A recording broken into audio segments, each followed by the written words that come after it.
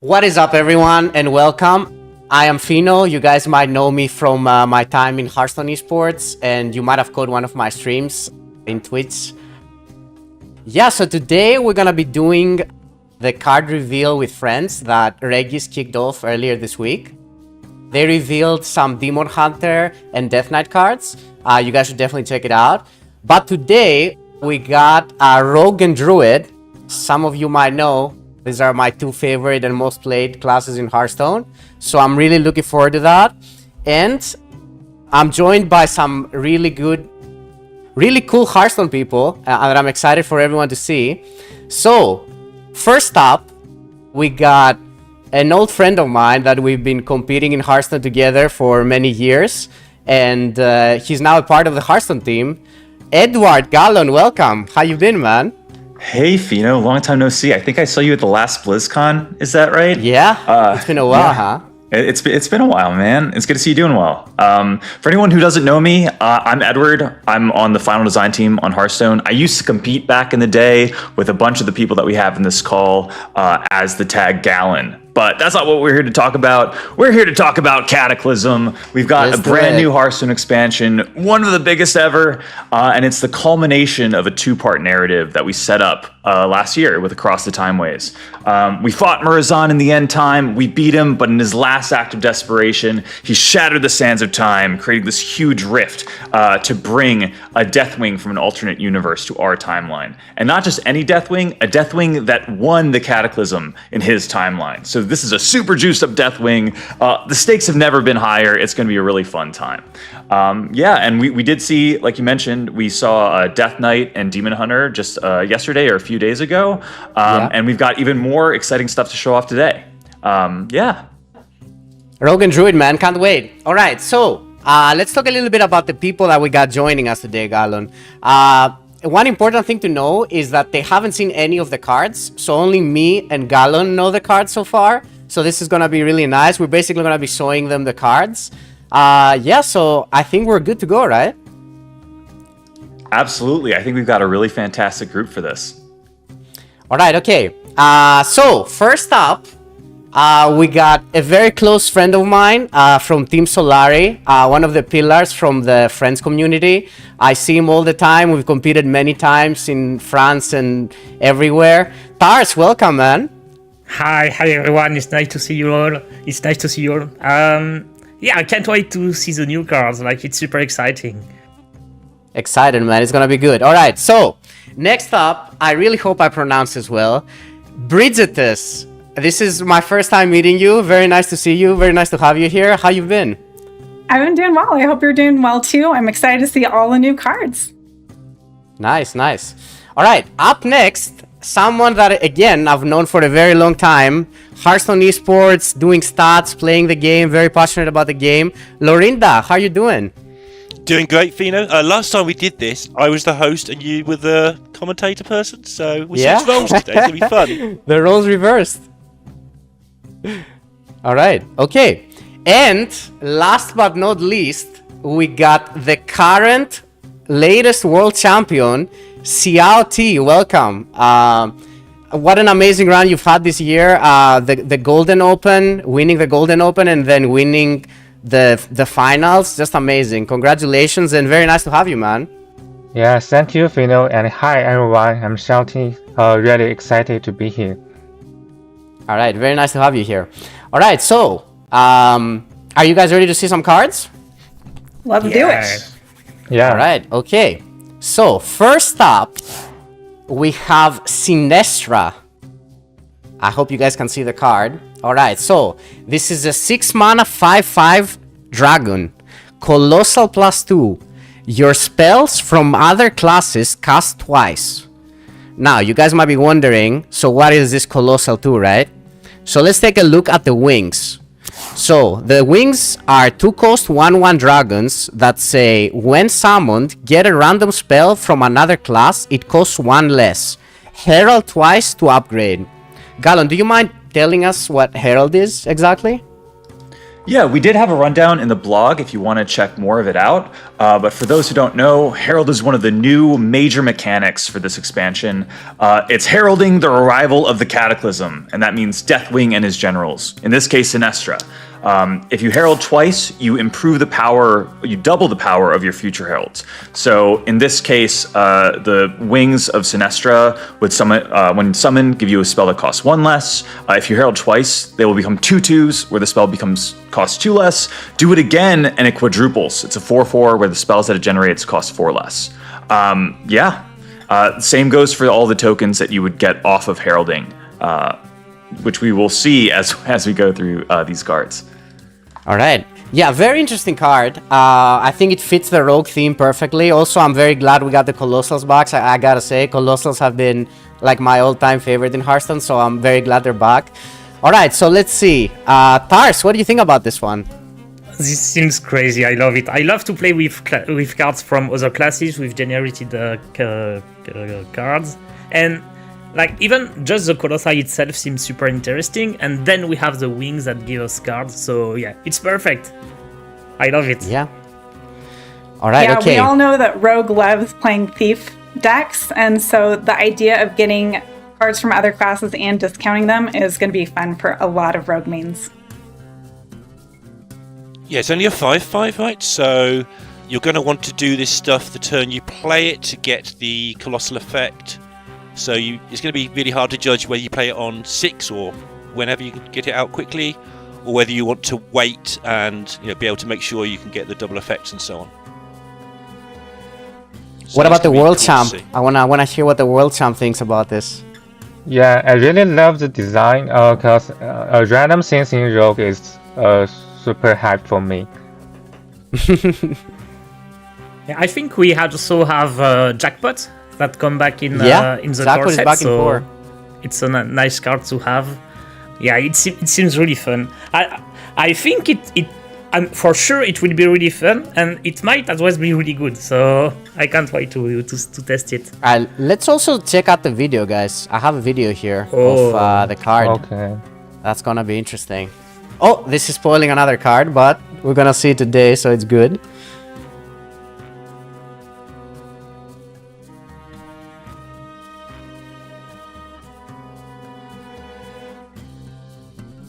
Oh, that's another one.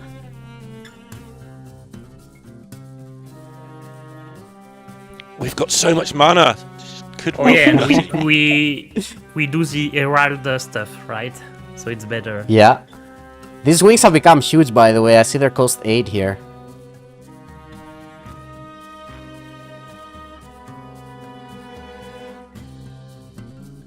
Yeah, so basically all the spells you cast now are cast twice.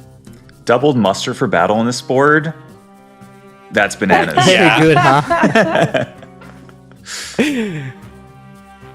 But yeah, this is very cool. Like, also every time you herald, you basically get a dragon that has, I think, the same stats as the Sinestra Colossals. Is that right, Gallon?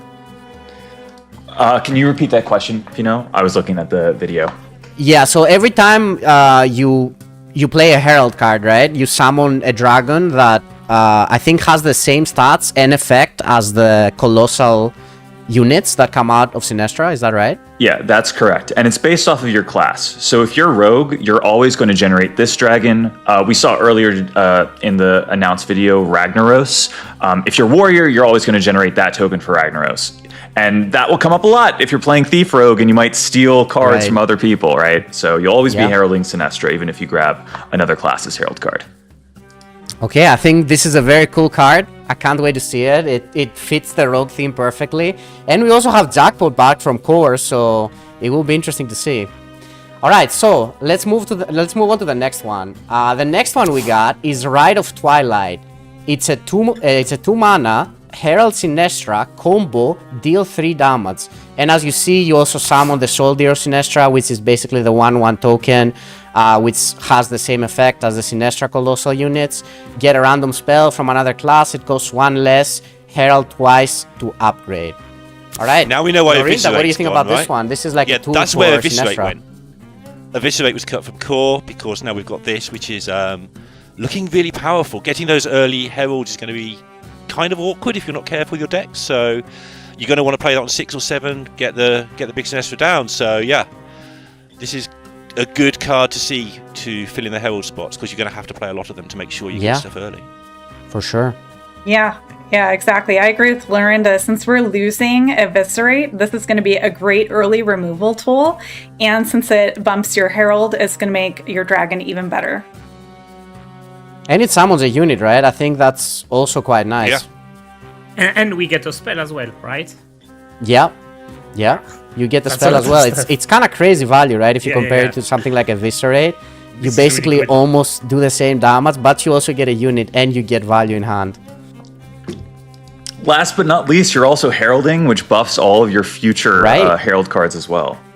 One thing that I found really fun about Rogue in development is herald as a mechanic feels pretty straightforward, right? You want to herald more so that everything gets better.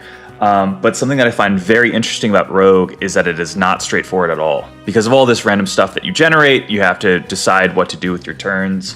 We're bringing back Shadow of Demise in Core and Rogue, and that is just an brain explosion complexity card to play with, where maybe you're supposed to copy your Herald, or oh my gosh, you generate an insane spell and you want to save Shadow of Demise for that. So Rogue plays out very differently from game to game, and definitely rewards that strategic thinking. Yeah. It's a very cool card. CAOT, what do you think about this one? This one... Yeah, I think it's a really strong card. 2 mana, deal 3, and hero one time. It's pretty good, and it has some good synergy with prep, I think. Yeah, prep is gonna still be in core, so yeah, that's true as well. Alright, yeah. I think this pretty much covers it. Pretty nice card. I think it's definitely gonna see play in like all of the Herald decks, right? You definitely need this kind of tool. Yeah, just very good card. Very nice. I agree, Feno. That seems like an auto-include. Yeah. Alright, okay. Let's move on to the next one. So, Maniacal Follower. It's a 3 mana, 3/1, stealth, death rattle, Herald Sinestra. And you get the token when it dies. Yeah, this is pretty straight up. Just a unit that it just basically buffs your Sinestra when it dies, and it summons the dragon. Alright, what are we thinking, Tars?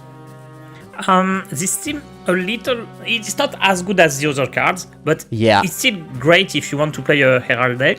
But all the other cards, like the card before, I could play it in any Rogue decks, even if I don't play too much stuff around it. This is just to focus on the Herald aspect, and I think it's great to have as much Herald as possible. So why not? Yeah.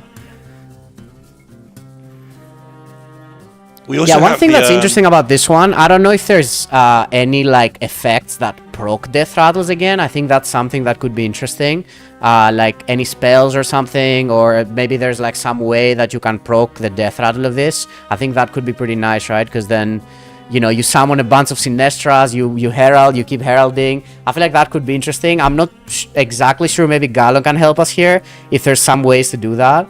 Well, I don't know if we have any Death Rattle synergies in Standard right now for Rogue, but remember that the rules of Herald are similar to how StarCraft worked, where if you include these cards in your deck, you can see them in random generation pools. So I'm thinking you play Creature Madness on 2, you get one of these with summon a 2/2 copy of it. That's pretty good.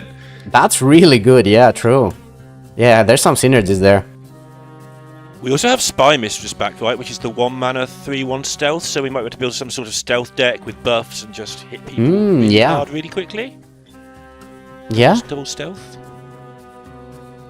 A mechanic in the past that's been, you know, really kind of strong if there's not enough AoE in the format, which we don't know, we haven't seen all of the cards yet, but yeah, if you get some stealth stuff going on, you could kill people real quick. Yeah, that as well. CAOT, what are we thinking about this one? This one, I think it's not flashy, but it does an important job. We really need some more hero card. Yeah. Yeah, I makes agree. sense. It seems like the spell is a little bit stronger, but again, this is a minion. It does progress your Herald, so it'll be good in all of the Herald decks that we have for Rogue. Yeah, really cool card. Alright, so now let's take a look at the video, guys.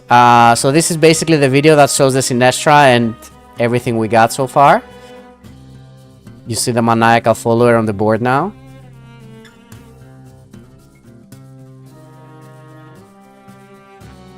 We got the prep as well that we were talking about.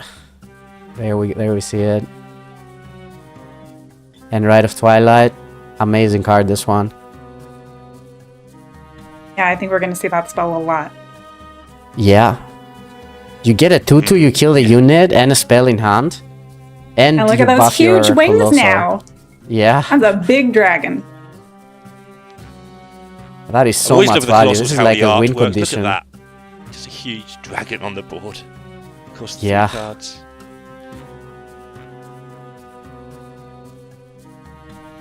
Well, at least you can't shadow step this, I guess.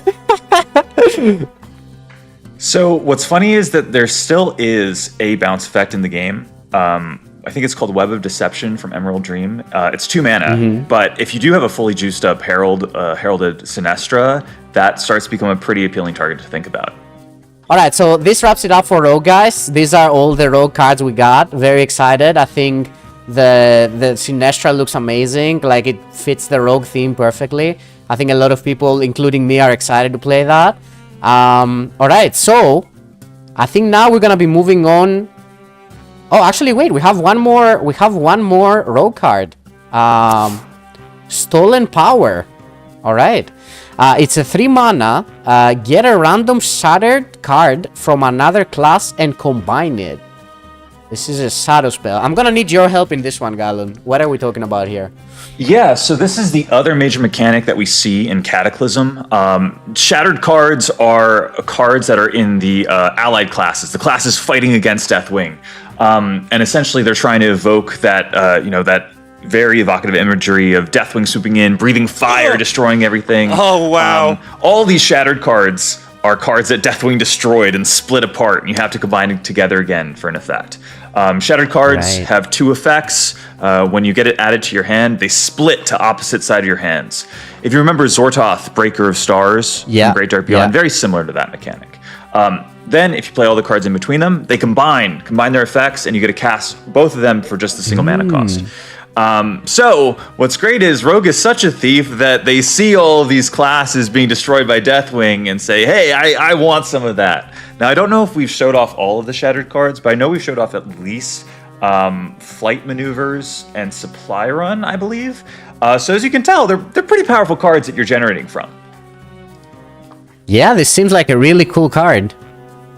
And being able to just automatically combine it instead of waiting until you've played out all the cards in between is such an advantage for Rogue versus the other classes. Yeah, for sure. Yeah, I started reading it, I thought, how are we going to get them to combine? It just says, and you combine them. Like, okay, that's how. Okay, that's pretty silly. 3 mana to just combine everything immediately and not have to worry about, because hand size is hard to empty these days in Hearthstone. Yeah, it just removes all the work, right? Just combine right away. 3 mana remove the work. And as a note, really nice. Just in case you're wondering, if you play this with a full hand, the card will still combine. You're not going to have that awkward moment of only getting one right. together. Yeah.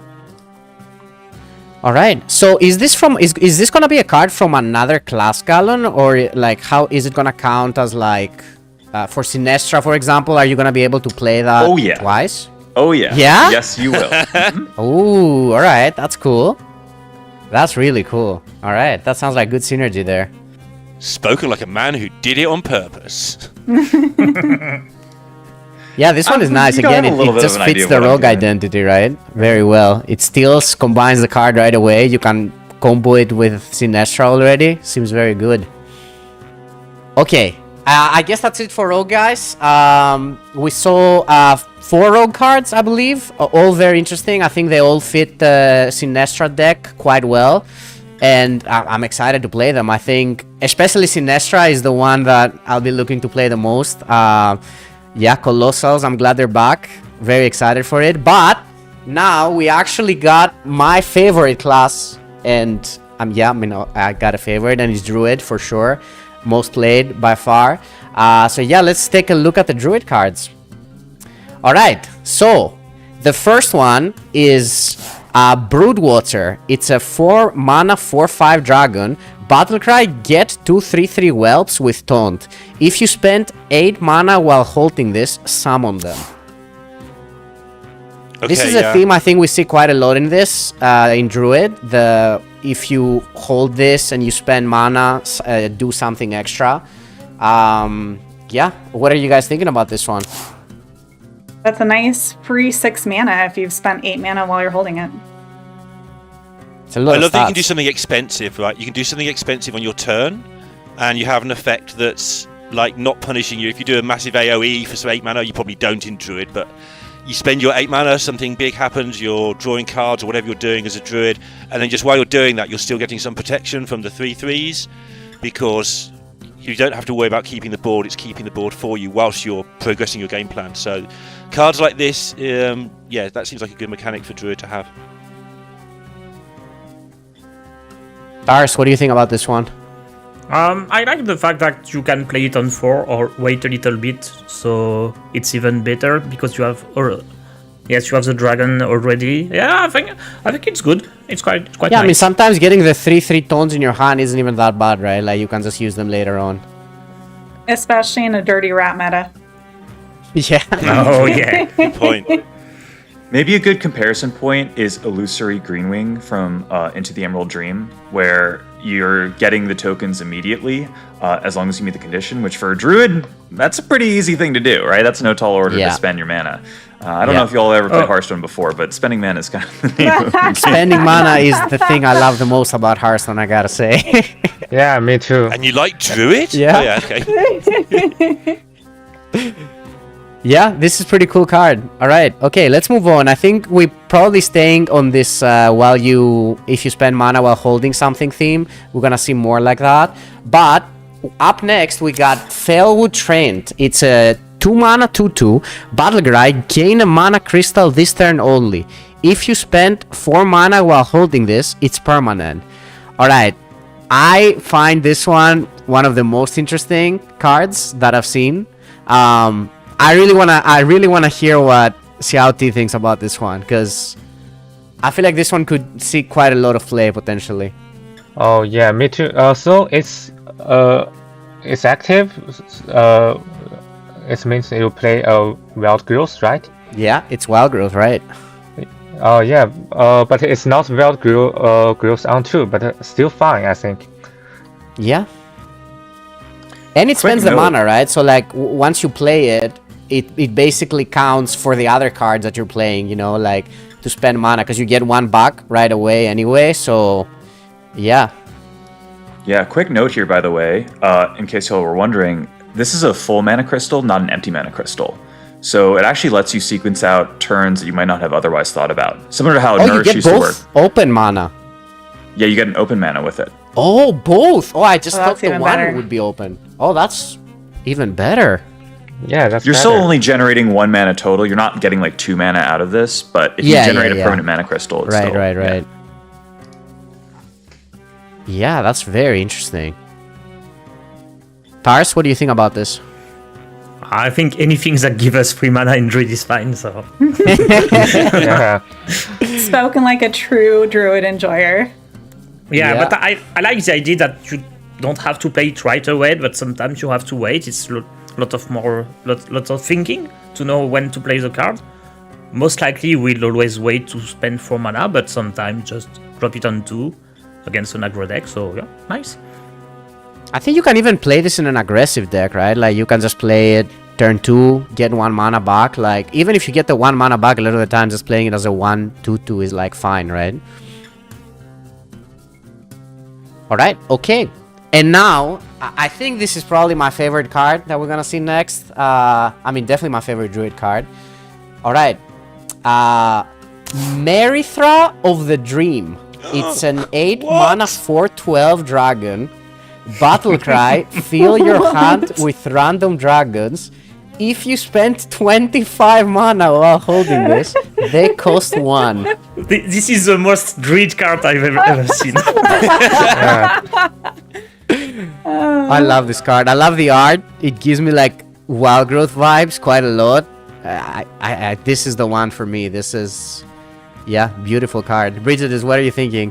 Everyone who likes meme decks is gonna love this, because you could get amazing dragons or you could get totally mid dragons. So it's going to make every game very interesting when you play it. For sure. I mean, it's also a lot of value, I think, even in decks that, aren't meme decks, it's still like kind of a lot of value. I mean, it has to be in your hand, which is not, I guess, always ideal, right? Lorinda, what do you think about this one? Yeah, I was thinking about the being in your hand thing. Sometimes in Yeah. dragon decks, you need a dragon in your hand the whole time anyway to activate other dragons. So fair. it can sit there doing that job of being the dragon in your hand.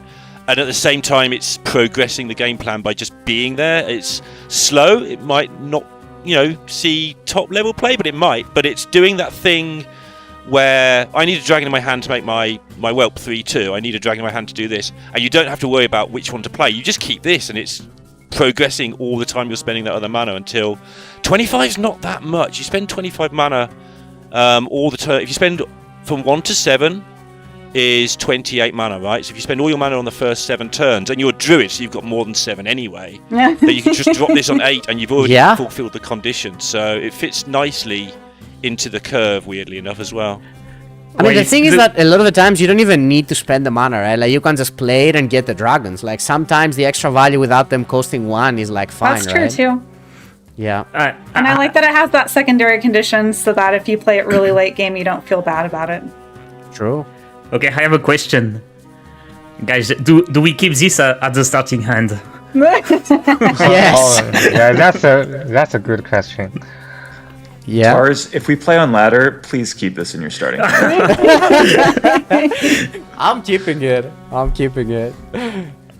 No, but I'm actually, I spending think there's all my some. mana until turn 8 and then doing this. Yeah, Sounds good. I think there's actually some really nice tension here, where there's definitely some matchups, like the super late game matchups, where you do want to keep it in your opener. So it's one of those like skill testing moments that people don't often think about, but even the mulligan really matters. It's crucial whether you're keeping or mulling this away. CAOT, what do you think about this one? Is it gonna see play at high level? Yeah, I think it's this one is super interesting design wise. Like it's a good win count for Druid, I think. If you spend 25 mana, you got infinite. One cost to dragons. It kind of ends the game. Yeah, it's crazy value, right? Yeah. And the thing is that I feel like if you do it with like a relatively empty hand, you also probably get a really good play to do with it, right? Like, because I think by the time you play it, very likely you will have quite a lot of mana left, so you can just play like a really strong dragon with it, right? Yeah, it's probably like a shaman in Rogue, I think, sometime. Alright. Good call. Yeah, I think, is there any way to like make our hand space bigger right now? I know there was like a 2 mana card that did that. There is I for don't think so. Paladin, I but don't I'm not think sure so. about Druid. Right, yeah, maybe there isn't. Alright. Okay, I think that's pretty much it for the cards. Yes, this was the last card. Alright, so this was Druid. I think the theme of spending your mana and getting a better effect from cards fits Druid really well. I'm down to spend my mana. This is always great in Hearthstone, always a great thing to do. Alright, so let's do a recap. I want to hear what each one of your guys' favorite cards were. And you know what? Let's just start with Gallon. Gallon, how about you? Which was your favorite card from this? Of the list, I would probably say Sinestra. I think it's a very interesting effect on top of a powerful keyword that makes you think about the keyword quite differently compared to the other classes that have it.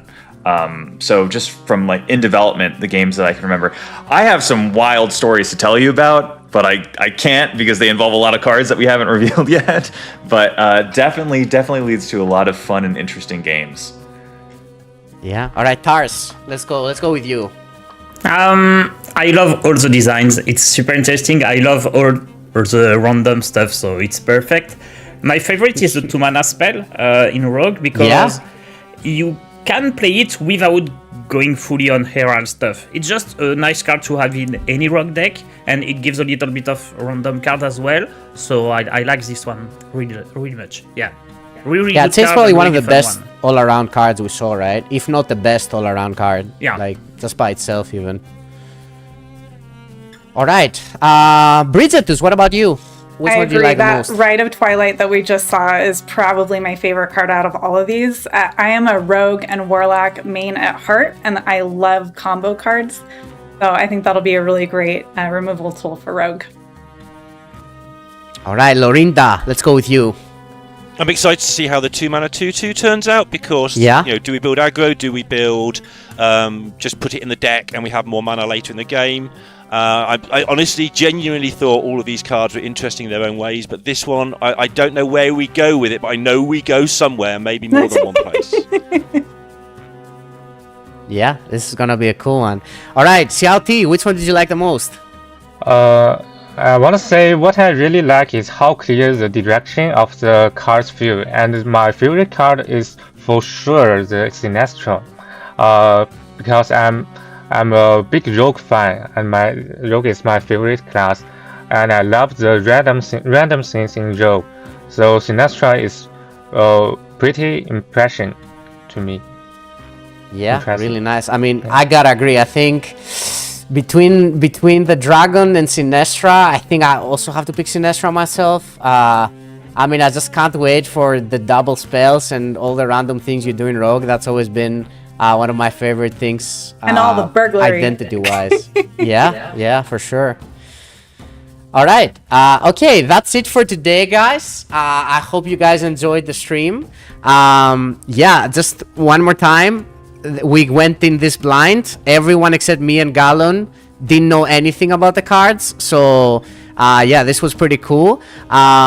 We have 3 of the streams next week. And the next one is going to be hosted by Baby Bear. So make sure to check that out. And yeah, Edward, anything else from your side? Yeah, big thanks to you all for joining us and talking about new Hearthstone expansions. That's always awesome. Thanks to viewers for tuning in.